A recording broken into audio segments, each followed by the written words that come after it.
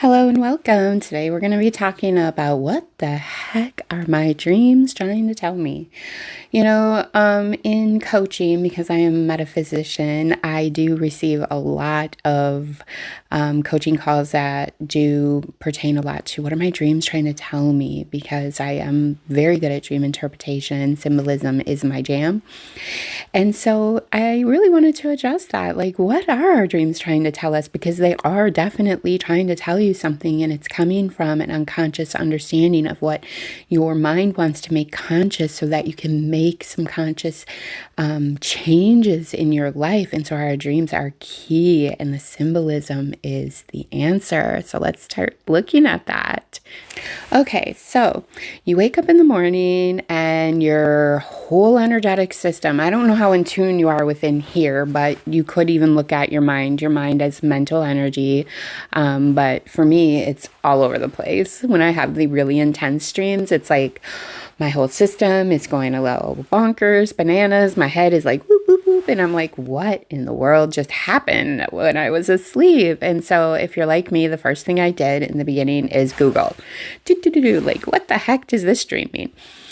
And so I wanted to just make something a little easier here so we could understand like what it is that we should be paying most attention to. What is it that keeps reoccurring and why? The main principles of dream interpretation, so that we can start using our dreams for understanding of our unconscious and what we need to make conscious, so that we can start shifting our lives into these higher states of consciousness. So let's get to it. Okay, so the first thing we want to look at and understand is archetypal energy. So our unconscious mind, and the way that we tick, it has layers to it. We have our collective, which will be most of the symbols in how we discern them. And then we have our personal, we have our ancestral unconscious, which is what all of it, and genetically what all of our parents and grandparents and great-grand all the way back have went through, that haven't really become conscious yet. And this is like relating to the study of epigenetics, where we can make things conscious and shift patterns that have been a stronghold generationally, which is kind of like the collective too, right? This is when we get into we're all one, but then we dissect it like the ancestral karma, and then we can go to our personal unconscious, which, it doesn't really matter, but the reason I brought that up is because the best way to look at everything is to understand the archetypes of the collective, because then we can start to really look at the language of symbolism, which I do keep talking about. I'm going to make a video on symbolism, because that is my biggest, greatest gift, is to understand what the symbol means energetically and as a language. And so that's what dreams interpretation is to understand, well, what is this? And so let's go through some of the important ones, so we can take the symbol, understand the energy, understand what it's trying to tell us. And we'll just make a few examples. Okay, so let's start with the main one that comes up a lot for me and a lot of the people I've coached throughout the years, and that is bathrooms. Bathrooms are a huge one. Like anything to do with the bathroom, a toilet, a bathtub, anything, just in general, the bathroom. And so there's so many different nuances of that, and that's the language, the nuance of like the toilet's broken, or it's icky, or it's clean, or I don't have a toilet seat, or I sit down and I fall in. There's so many things with toilets or bathtubs. It can be so icky, you don't want to get in, you turn on the water, it's not coming out. Lots of bathroom things. And so I just want so you can start understanding, because we don't want to look at the dream. And this is real important, y'all. We don't want to look at the dream as it's a prophecy. Some of them are. Those are the ones that are just super clear. Somebody's talking to you. It's all very high vibrational in your dream. Those are prophetic dreams. But the rest of them are just things that are in our unconscious that we're trying to understand. So let's just stay with that, because it takes a lot of clearing of the unconscious and getting to higher states for us to start having prophetic dreams, like in the Bible. So that's where we're going to, though. Trust me. And so let's just stick with, these are all just symbols of our unconscious. They don't have a lot of meaning for the external. The meaning that we're giving it is all it is. Like if you ever dream about your boyfriend and he's in the bathroom with another woman in the tub, then it's just the meaning you're giving to it. It doesn't really mean that your boyfriend's going to be in the bathtub with another woman. Seriously, it doesn't. Even though you could create that if you kept giving it power. So we want to stop doing that. And that's what this is about. We're going to interpret dreams. Everything is us. It's a screen of symbols so that we can understand what energetically we're holding on to, or a pattern. So that bathtub example I gave would be that emotionally we keep thinking that our man's going to cheat. And so it's the emotional pattern that we have running in our unconscious that's triggering us and causing us dilemma. And so with that example, we could say, oh, I keep having this dream that my man's going to cheat. Bathrooms represent emotions that we're trying to get out of, usually low, dense emotions that are stuck. So that's important. Toilets. Oh yeah, toilets. Sometimes we'll have dreams that we've overcome something emotionally, like our man cheating. We don't care anymore. We just want to be happy. And we'll have a dream of a pristinely clean bathroom that we walk into and we flush the toilet and it goes down and we feel this sense of peace. That is a symbolic dream of, we are overcoming something. It is going to get better, and we can just really lean into that feeling that we had, because feeling is what we're trying to bring back the divine feminine. That is not a gender. That is just, feminine is our emotions, masculine is our actions at the rudimentary. So we are going to understand the feeling of these symbols as the motivator to understand what's unconsciously going on with the archetypal collective, our ancestral karma. So women in our lives have always had this pattern of believing and then seeing, because what we believe we make real, of men cheating. And so then we've created this. So we make men cheat, and they have their own thing, but we're just using this example. And so the symbolism of bathrooms is really at the core, depending on, so you could wake up and you're like, oh, I had this dream. First thing you do is you say, oh, how do I feel? And so like with this example, you'd feel terrible. And then your mind starts ticking and thinking it's prophetic, and it's not. Everything is you pushed out. It's just you interpreting the energy, and then you project it to mean something. In the meaning, the symbols are only for you to discern what you believe that's dysfunctional if it feels bad. If it feels good, then you want to lean into that and be like, ooh, this is the way. I have a clean bathroom, this and that. I don't want to even think about anything dysfunctional with the stuff that I've released.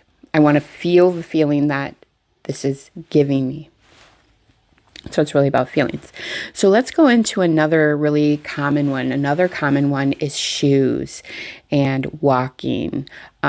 Shoes really represent our soul, soles of our feet. In the Bible, Jesus talks about washing feet, feet, shoes, that type of thing is about our soul. And so then we would want to pay attention to what color the shoes are. It can be representative of our energetic system, like our chakras. If they were red shoes, we're dealing with, if we were running in red shoes from something we were scared of, that means we have a lot of fear, anger, whatever emotion that brought up about whatever that is that we were running from. And so we can kind of use shoes to kind of understand what our soul is. If we were walking peacefully in a garden in some green shoes, that means we're doing really well with our heart. Our heart is open, it's pure. But see, the biggest thing is we want to wake up. And if they're the higher emotions, we want to carry that with us through the day because our unconscious is releasing. And if it's lower emotions, we want to start tending to what it's showing us. So that we can move into the higher emotions. Hope that makes sense. So let's go into the next example, and then we'll kind of wrap up with some solutions.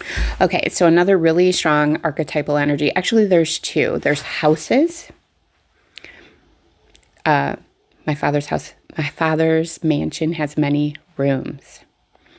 And that's why, life is just a dream. I study feng shui as well, which can really tell us which room, each room in our home is dictating to us, color-wise, this and that. So again, you would go to the colors. What is it? How did I feel? This and that. But the one I really wanted to touch on is cars, because cars are about us. Let's just pretend that the car is our body. It's our vehicle to navigate the matrix. Okay? And so if the car is speeding towards its death, that means you're going too fast in life and you can feel it. You know, I'm real huge. I don't think you noticed yet, but you might have, that I'm super about not looking at the symbolism so much, but really focusing on how it made you feel. But then when you merge the two, which would be balance of feminine and masculine, and you get to that balance, you'll be able to say, oh, the car is me moving too fast. I don't like that feeling, but I keep doing it thinking that it's going to serve me, but it's actually going to cause my demise. I'm going to go over the cliff. If a car is stuck in traffic, that means that you are stuck worrying too much about everybody around you and what's going on, and it's causing you to be stuck. If you crash into something, it means that you are not focusing on life at hand. You're not being present. You're just going to keep spinning your wheels and crashing into things, because when we're conscious and present and aware, we don't do that. So then feel the feeling as well. So let's say you're speeding, right? And there's just this big expanse. It always reminds me of driving from Nevada to California. Like, you can look forever. It's just forever. And it's like you're speeding down that and it's forever. It's expansive and you feel great. The wind is blowing through your hair, this and that. It means that you are free of your resistance. You are expanding. You're looking at new horizons. You're okay with going into the unknown. It's just great. So I think the thing that we should really take away from all this is really understanding how we felt in the main symbols. And so we can start looking when we're really wanting to discern, just do one simple thing. And that one thing would be the archetypal symbol and the archetypal feeling. Those are the only two things, because the trying to put the dream into what might happen as a prophecy, or that this is telling me something I have to be aware of, and this and that. It is, but try not to analyze this too much. Just really look at what was the main symbol and what was the main feeling, and then start going into your intuition, because archetypally, you know this stuff. This is the language of God. Period. The archetype of the architect of the universe. That's his language, her language, the language. And so what we can look at, as I had said, it's a bathroom dream. I felt great. It means you're releasing something. What is that in your day-to-day life you've been releasing? It's showing you you're doing a good job. Yay, go, keep going. You're on the right path. Great. If you have a bathroom dream where, like I said, there's a toilet that won't flush, the icky is rising up and it's about to spill over and it's making you feel real icky inside, and you're like, okay, you wake up, it's a toilet and it made me feel icky. So it means that you're not processing your emotions, and they are rising up and they are going to flood you with ick. And so then you can look at that not as a way to analyze what everybody else is doing, but to just understand that what is this emotion that I'm not processing, and I can feel it's icky. So what feels icky in my life that I'm not processing correctly? Because if the toilet were to flush and it went down and you felt good, then that means you're processing good and you're on the right track. But this is a misalignment or something that you need to process differently, and then you could start going into a little bit of prophecy, like, this is showing me that my man keeps triggering me and I'm not able to process these emotions, and it is affecting my whole life, and I need to let this go. And so then if you did, in the reality, you finally let it go, then you would have a dream of the toilet flushing and you're processing your emotions and you're flowing again. So dream interpretation, as that example, can be extremely key, extremely crucial. So look at the main symbol, the main energy, and Google that if you need to. But the goal is, once you start to see the themes of these emotions and these symbols, archetypal from the collective, our personal, our ancestral, what we're working on, hopefully you don't need it, because everything is in here. We don't need Google. We have the entire universe is inside us. So I hope this helps you understand how to start interpreting your dreams and using them for your self-awareness and expansion. that is the goal of this channel, y'all, is to really help us balance the internal world and bring back the divine feminine and really understand ourselves, get in union with ourselves, expansion, and live the life of our dreams. Not just asleep dreams. Life is but a dream. So we will definitely have a video about the language of symbolism, so we can really dive deep in these archetypal symbols and things of that nature, because then we can start looking at life as, oh, these synchronistic symbols keep popping up, you know, everywhere I go. Lately, I've been getting a weird one that I don't want to share, but it's so funny because it's the shirt I'm wearing right now. So I watched a video, not to get on a tangent, but I want you to understand that life is a dream too. So I bought this shirt, and I'm like understanding what the crystal ball is. And then, you know, because life is a mirror, you know, and even in the Bible, they were like, look in the reflection. And then I watched a video by, I think it's 13 Moon Tarot. I'm sorry if I tore up her channel name, but she was like scrying. And I'm like, I'd never heard that word before. And so then all of a sudden it started popping up everywhere. That synchronicity in the dream is showing me there's something for me to learn there. And so I want to keep going internally to figure it out. I noticed in the dream it's popping up. And so that's life is but a dream as well. So we want to get really in tune with the archetypal symbols and what they're helping us understand from the deep recesses of our unconscious, so that we can make them conscious and start understanding ways that the divine is trying to guide us back home. Okay. So I hope that all helped. I mean, I feel like tangenty a little bit, but that's okay. But if you liked this video, please share, like, subscribe, comment on your thoughts about dream interpretation, because I don't have all the answers, but I'm hoping that something helped instigate a understanding in you. So please let me know. All right, until next time, take care.